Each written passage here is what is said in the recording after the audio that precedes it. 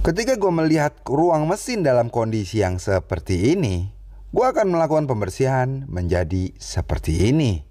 Jauh lebih menarik, bukan?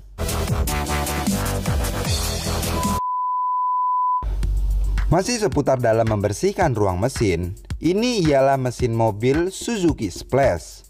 Usianya sudah lebih daripada 10 tahun. Mobil ini kelahiran tahun 2011. Dalam ruang mesin mobil ini tidak terdapat aksesoris tambahan ataupun kabel-kabel yang sudah dimodifikasi. Maka dari itu, kita melakukan pencucian secara basah dengan kita aliri air dari selang. Namun, airnya itu jangan yang bertekanan tinggi ya.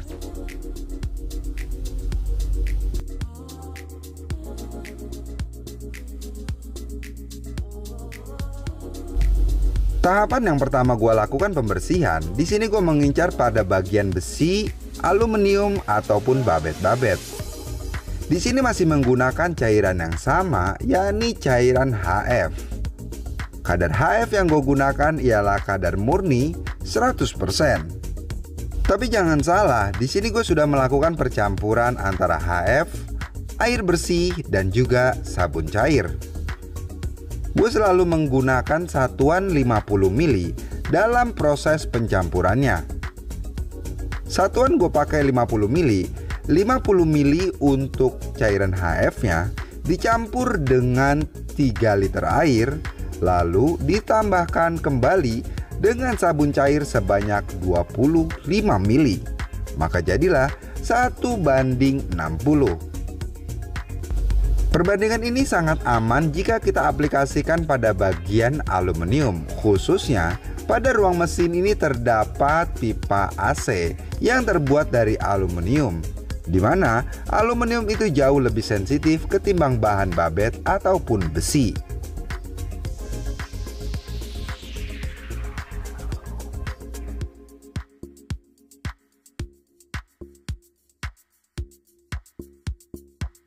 Langsung kita praktekkan pada bagian pipa AC ini yang berbahan aluminium. Warnanya langsung menjadi putih, namun tidak menjadi putih doff. Tetap masih ada mengkilat-mengkilatnya sedikit. Jika kita menggunakan cairan HF dengan perbandingan 1:20 ataupun perbandingan 1:40, masih sangat kencang efeknya untuk diaplikasikan pada bagian aluminium ini. 1:60 cukup sangat tepat jika kita aplikasikan ke bagian besi, bahan babet, aluminium, ataupun baut-baut yang terdapat pada ruang mesin. Dan 1:60 ini tidak menimbulkan karat karena efek korosifnya tidak terlalu besar ketimbang kita menggunakan perbandingan 1:20 ataupun di bawahnya.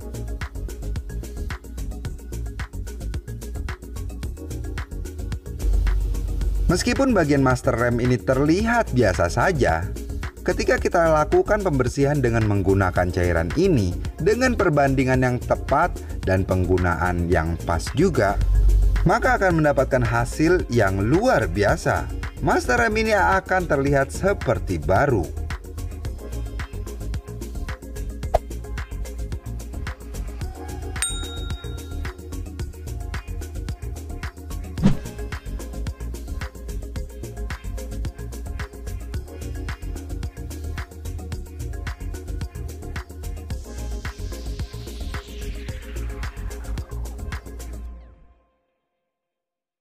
Informasi tambahan buat kalian yang mau melakukan pembersihan seperti ini, nggak usah ragu untuk melakukan pembersihannya.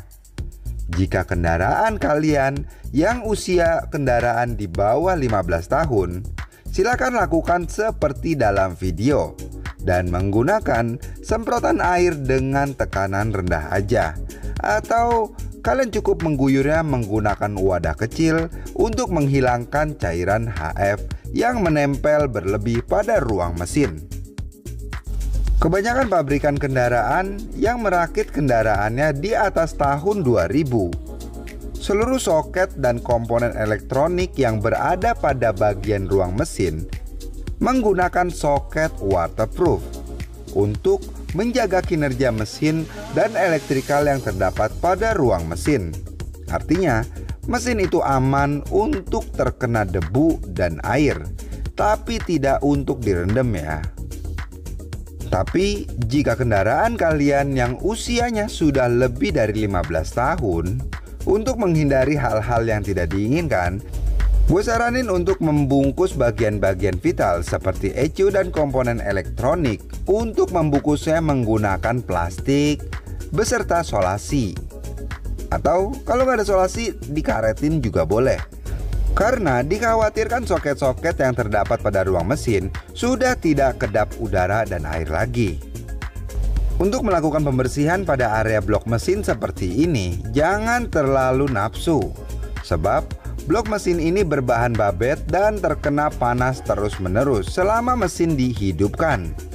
Jadi, jika bahan babet ini terkena cairan HF secara terus-menerus dalam satu waktu, bukannya bersih dan bening, malah akan jadi menghitam.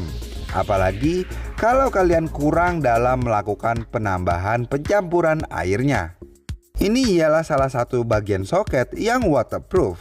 Makanya gue melakukan pembersihan pada bagian soket. Melihat bagian soket ini sudah agak sedikit menguning. Dan setelah dilakukan pembersihan, soket ini kembali kinclong seperti baru. Dalam rangkaian cara membersihkan ruang mesin, usahakan dahulukan pada bagian-bagian besi, babet, dan juga aluminium untuk menghindari bagian-bagian tersebut terkontaminasi oleh kotoran-kotoran lain. Karena pada bagian aluminium dan babet itu lebih mudah untuk terkontaminasi jika tertetes cairan HF yang membawa kotoran. Dan selalu gunakan sarung tangan karet dalam mengaplikasikan cairan HF ini pada kendaraan kalian. Kalau tangan kalian nggak mau terdapat efek cenut-cenutan kayak jari baru kejepit pintu. Mungkin di antara kalian sudah ada yang mencoba membersihkan ruang mesin menggunakan cairan HF ini berdasarkan video-video yang pernah gue upload. Kasih tahu gue ya, dan jangan lupa di tag di Instagram gue. Setelah seluruh bagian besi, babet, dan aluminium selesai, kini saatnya bagian plastik yang akan gue bersihkan menggunakan cairan HF dengan perbandingan yang lebih kental, yakni 1:20. Alasan gue menggunakan cairan HF dengan perbandingan yang lebih kental untuk pada bagian karet dan juga plastik-plastik, agar mampu mengangkat kotoran serta bercak-bercak ataupun noda yang terdapat pada bagian plastik ataupun karet. Meskipun 1:60 bisa melakukan itu, namun akan lebih terasa ringan jika kita menggunakan perbandingan 1:20 pada bagian plastik dan juga karet. Kalian bisa lihat perbedaannya dari mulai warna yang sudah dibersihkan dan dengan bagian yang belum dibersihkan pada bagian plastik ini.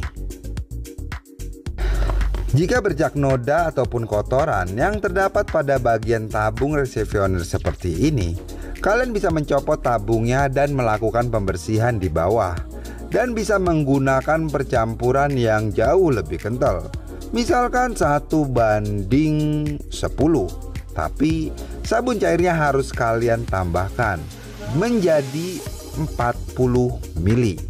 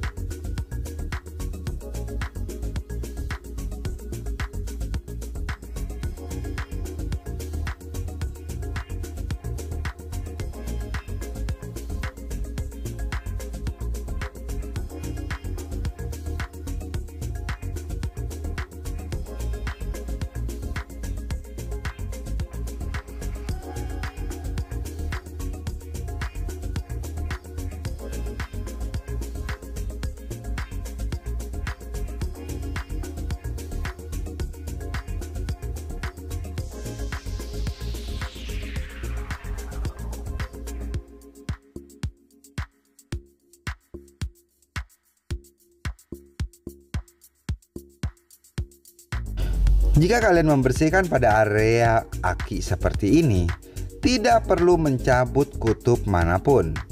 Kalian bisa langsung melakukan pembersihan seperti yang kalian lihat. Aki ini tidak akan koslet selama tidak tersambar secara langsung.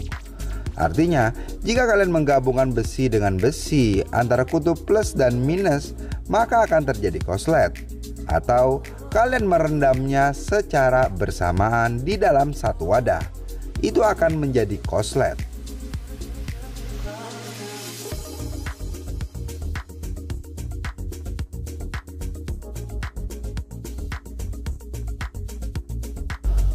Bagian yang terakhir gua bersihkan ialah cover bagian mesin. Cover ini biasanya tidak terlalu kotor ataupun tidak banyak nodanya. Sebab bagian ini ialah bagian yang paling atas dari ruang mesin ini, selain dari kap mesin. Lakukan pembersihan pada area ini semaksimal mungkin. Dan jangan lupa untuk membasahkan kembali kuasnya menggunakan cairan HF yang kalian sudah campur. Jika kalian terkena cairan HF ini, segera kalian bilas dan langsung konsultasikan ke dokter. Karena cairan HF ini mengandung asam yang bisa mengakibatkan iritasi pada bagian kulit kalian.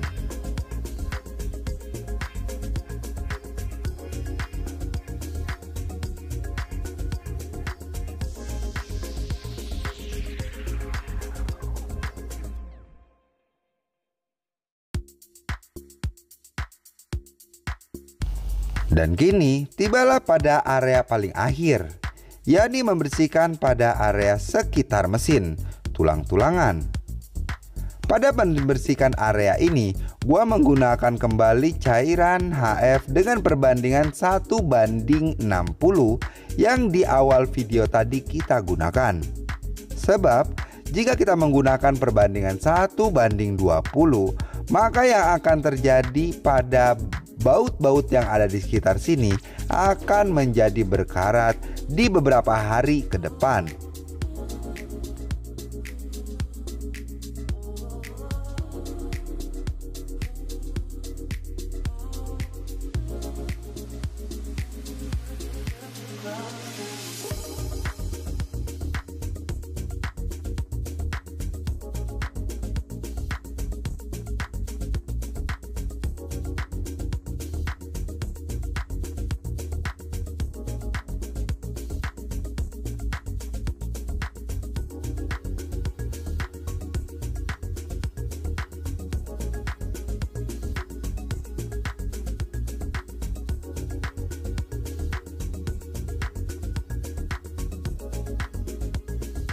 Setelah proses pembilasan, jangan lupa untuk menghidupkan mesin dalam proses pengeringannya untuk mempercepat pengeringan pada bagian area mesin ini.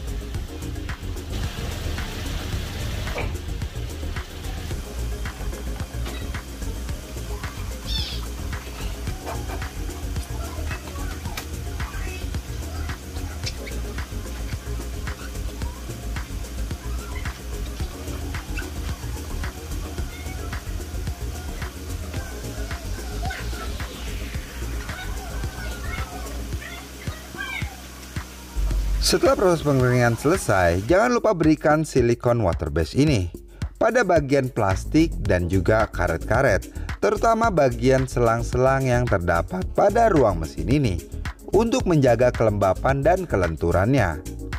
Dan berikan secara tipis serta merata, sebab kalau tebal-tebal juga nggak berfungsi pada bagian atasnya. Setelah dilakukan pemberian silikon water base ini, jangan lupa didiamkan dulu sekitar 10 hingga 15 menit. Setelah itu, baru kalian lap kembali menggunakan lap kain microfiber atau menggunakan kain biasa juga nggak apa-apa. Yang penting kain itu bersih dan juga bisa menyerap. Jika kalian menggunakan semirban pada area mesin, khususnya pada bagian plastik dan juga karet-karet, maka yang terjadi ke depannya ialah akan menjadi bule alias warnanya akan pudar. Dan itu gua nggak saranin sama sekali. Dan inilah hasilnya. Ruang mesin ini jauh lebih bersih dan lebih menarik daripada kondisi awalnya.